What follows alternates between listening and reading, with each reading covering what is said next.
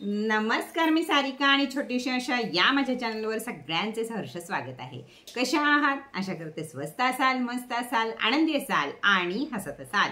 तर आपली सिरीज चालू आहे दिवाळीची। दिवाळी बोलता बोलता 15-20 दिवसावर येऊन थांबलेली आहे, त्यामुळे घराची स्वच्छता, खरेदी सगळं काही आपल्याला करायचं आहे। फराळापासून ते लक्ष्मीपूजनापर्यंत सगळ्या जबाबदाऱ्या आपल्यावर आहेत आणि त्या सगळ्यांनी अगदी छानरित्या पार पाडायच्या आहेत। जी आपली परिस्थिती असेल त्याप्रमाणे आपण करायचं आहे। मी कायमच तुम्हाला पहिल्यापासून सांगत आले की दिवाळीच्या दुसऱ्या महिन्यापासून काहीतरी पैसे दिवाळीसाठी शिल्लक ठेवत जा, म्हणजे आपल्याला दिवाळी हौसेने साजरी करता येते। कारण वर्षातला एक सण आहे हा की माता लक्ष्मीचा, आणि त्याच वेळी जर आपण कशात कमी पडलो तर मग ती आपल्या घरी कशी राहणार। म्हणून तुम्हाला सगळ्यात पहिली मी सांगितली आहे घराची स्वच्छता। मी रोज रोज रिपीट करणार आहे कारण सगळ्यांच्या लक्षात बसावं म्हणून। तर सगळ्यात पहिल्यांदा मी सांगितली आहे तुम्हाला आपल्या जे डोक्यावर असेल, जर मजले असतील तुमच्या डोक्यावर खूप, तरी सुद्धा टेरिसवर जाऊन थोडा तरी झाडू मारून या की एक आपल्या घरातला हा टेरिसचा भाग आपला आहे असं समजा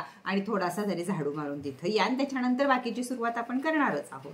तर आज काय आहे, शरद पौर्णिमा जवळ येत आहे, म्हणजे कोजागिरी पौर्णिमा जवळ येत आहे, आणि त्या दिवशी आपल्याला काय उपाय करायचे आहेत किंवा काय करायचं आहे याबद्दलची आज आपण माहिती बघणार आहोत। शरद पौर्णिमे दिवशी लक्ष्मी, कुबेर यांची पूजा केली जाते आणि त्याच सुपाऱ्या किंवा त्याच मूर्ती परत वापरल्या जातात आपल्या लक्ष्मी पूजनाच्या दिवशी। तर ज्यांच्याकडे जशी पद्धत, बऱ्याच ठिकाणी कोजागिरी पौर्णिमेला कोणत्याही प्रकारची पूजा केली जात नाही, फक्त दूध आटवतात, लक्ष्मीला नैवेद्य दाखवतात, चंद्राला ओवाळतात आणि दूध पितात।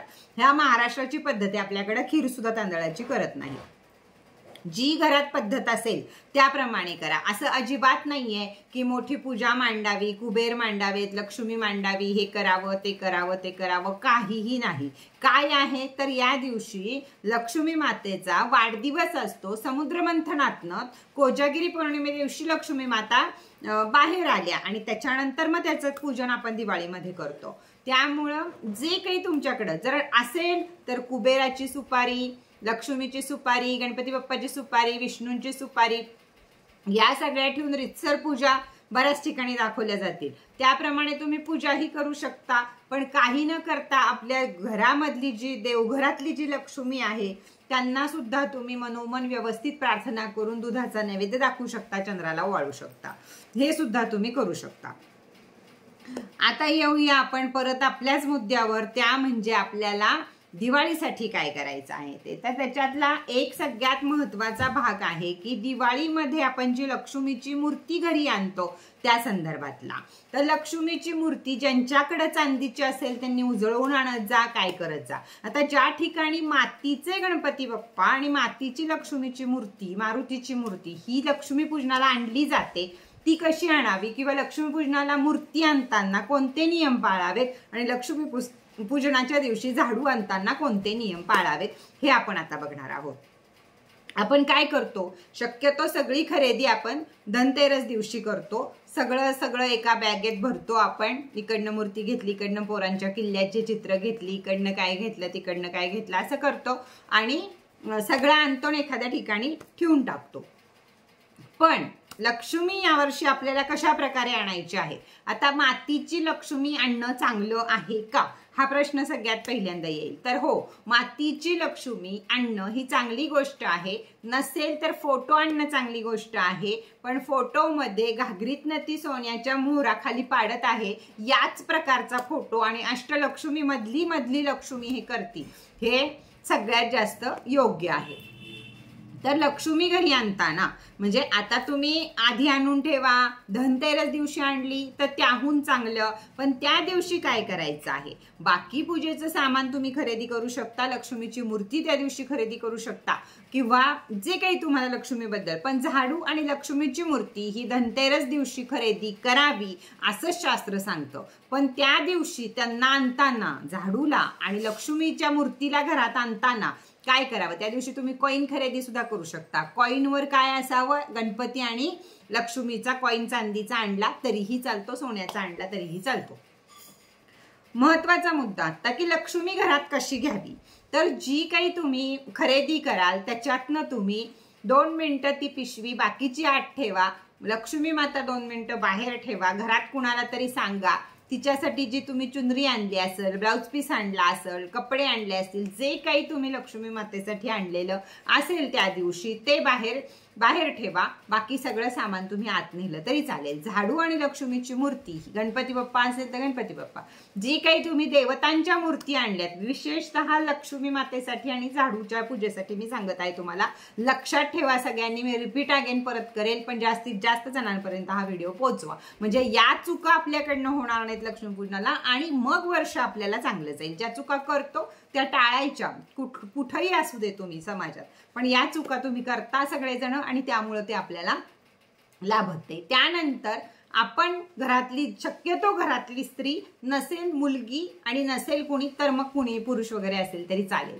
तर त्या स्त्रीनं लक्ष्मीची मूर्ती अगदी आपल्या काळजाच्या जवळ अशी ठेवून, अशी धरून, तिला चुनरी घालून अशी धरून दारामध्ये उभं राहावं. घरामध्ये जे असेल त्यांनी आपल्याला, जसं गणपती बाप्पाला आपण तुकडा वाळून टाकतो आणि पूजा करून त्यांना घरात घेतो, त्याचप्रमाणे लक्ष्मीची मूर्ती सुद्धा तुम्ही व्यवस्थित त्यांची पूजा अर्चना करून प्रेमानं त्या मूर्तीला तुम्ही घरात आणावं आणि आपल्या देवघर जिथं आहे तिथं ठेवावं. लक्ष्मीपूजनापर्यंत त्यांना एक दिवस तिथंच राहू दे, दुसऱ्या तिसऱ्या दिवशी लक्ष्मीपूजन असतं त्या दिवशी त्यांचा वापर करावा. आता का हे सांगते तुम्हाला म्हणजे पटेल. झाडूला पण तेच करावं, बाहेरच्या बाहेरच झाडूतनं लक्ष्मी आणि झाडू दोन्ही बरोबर घरात आणावा. त्याचबरोबर झाडूच्या ह्याला मौली बांधावी आणि 2 घुंगरं पितळेची विकत आणावीत आणि ती त्या लक्ष्मीला बांधावीत. लक्ष्मी म्हणजे मोठा झाडू नाही, तर लक्ष्मी म्हणजे छोटी केरसुणी जी आपल्या पूर्वंपार चालत आलेली आहे, तिलाच मान आहे, झाडूला मान नाही. झाडू आपण रोज वापरतो म्हणून तुम्ही आणू शकता, त्यालाही मौली लावू शकता, त्यालाही घुंगरं तुम्ही लावू शकता, पण महत्वाच्या पूजेसाठी लागणार आहे ती आपल्याला केरसुणीच लागणार आहे. आता तुम्ही म्हणाल लक्ष्मी मातेला आम्ही आजपर्यंत असं घरात घेतलं नाही आणि यंदा ताई तू सांगतेस की असं घरात घ्यायचं, त्याचं कारण काय? आता कारणासकट व्हिडिओ करणं हेच माझं ध्येय असतं, हे तुम्हाला माहिती आहे. तर तुम्हाला जर समजा लक्ष्मीला आपण इन्व्हाइट करतोय, आपल्या घरी बोलवतोय, पैसा आहे तर सगळं आहे, लक्ष्मी माता आपल्यावर प्रसन्न आहे तर सगळं आहे. हे काल तुम्हाला मी 8 रूपं सांगितली की या सगळ्याची आपल्याला गरज असते आणि त्या सगळ्यासाठी गरज असते धनलक्ष्मीची. म्हणून जर तुम्हाला एखाद्यांनी लग्नाला बोलवलं, लक्षात घ्या, जर तुम्हाला एखाद्यांनी लग्नाला बोलवलं, दारात आले, पत्रिका दिली आणि सांगितलं 5 तारखेला लग्न आहे, सगळ्यांनी लग्नाला या, असं म्हणून निघून गेले, आणि तेच जर दुसरं कुणीतरी आलं तुम्हाला निमंत्रण द्यायला आणि सांगितलं 5 तारखेला लग्न आहे, सहपरिवार सगळ्यांनी या, घराला कुलूप घाला आणि आमच्या मुलाच्या लग्नाला या, का तर आम्ही तुमची वाट पाहत आहोत, तुमच्याशिवाय कार्यक्रमाला शोभा नाही, त्यामुळे तुम्ही आलंच पाहिजे. आपण म्हटलं नाही मला ऑफिसला जायचंय किंवा माझ्या ऑफिसला सुट्टी नाही, मला असं नाही, मला तसं नाही, तरी सुद्धा पुढची व्यक्ती म्हणते नाही नाही असं नाही चालणार, तुम्ही लग्नाला आलंच पाहिजे, तुम्ही नाही तर लग्न नाही, तुम्ही लग्नाला आलंच पाहिजे, तुम्ही आलंच पाहिजे. आपण कोणत्या लग्नाला जाऊ? आपण कोणत्या लग्नाला जाऊ? ज्यांना आपल्याला आलंच पाहिजे म्हणून ज्यांनी आपल्याला विनवणी केली त्यांच्या लग्नाला जाऊ, का दारात पत्रिका फेकून म्हणणार आहे 5 तारखेला लग्नाला या असं म्हणणाऱ्यांच्या लग्नाला जाऊ? नाही जाणार. का? आपण मनुष्य आहे तरी सुद्धा आपण पुढचं कसं आपल्याला इन्व्हाइट करतंय, त्यातनं आपण कसं खुश होतोय आणि कुठं जातोय हे बघतो. तेच लक्ष्मी मातेचं सुद्धा आहे. तुम्ही जेवढ्या चांगल्या प्रकारे तिला इन्व्हाइट कराल त्या प्रकारे ती तुमच्या घरी स्थायी स्वरूपात येणार, तेवढ्या आनंदाने ती तुमच्याकडे येणार.